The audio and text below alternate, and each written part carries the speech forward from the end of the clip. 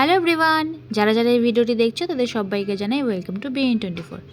আজকে আমি তোমাদের সাথে শেয়ার করব দীঘাতে যে হোটেল রুমটাতে আমি ছিলাম সেই রুমের একটা ছোট্ট রুম ট্যুর।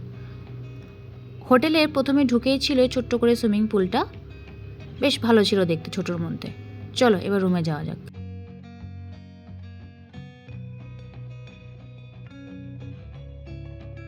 রুমের ভেতরে প্রথমে ছিল এই সোফাটা, এটা সোফা কাম বেডও ছিল। আর এখানে ছিল ছোট্ট করে একটা ওয়ার্ড্রোবের মতো, যেখানে সব ব্ল্যাঙ্কেট পিলো সব ছিল।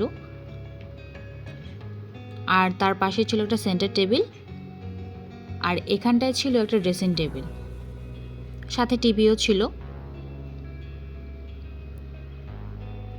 এই হোটেল রুমটার ডিটেলস যদি তোমরা জানতে চাও কত টাকা ভাড়া আর কোথায়, অবশ্যই আমাকে কমেন্ট করো, আমি তোমাদের ডিটেলস বলে দেবো। আর এখানে ছিল একটা এসি, আর এটা ছিল ডাবল বেড। চলো, রুমের সাথে একটা বারান্দাও ছিল, চলো ওটা দেখা যাক। বারান্দার ভেতরে এলেই তুমি দেখতে পাবে এই সুন্দর ভিউটা, মানে এই রুম থেকে বারান্দা থেকে তুমি পুরো সুইমিং পুলের ভিউটা দেখতে পাবে। এটাই সব থেকে ভালো লাগছিল।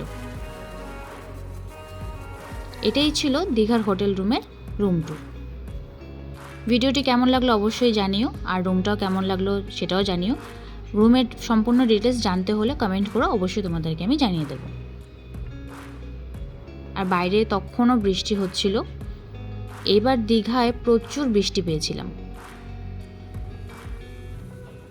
তারপর চলে এলাম একটু বিচের দিকে।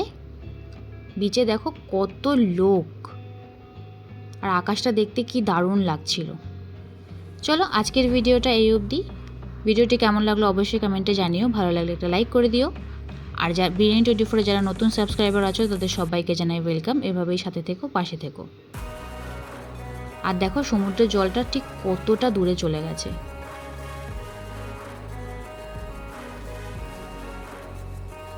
চলো দেখা হবে নেক্সট ভিডিওতে।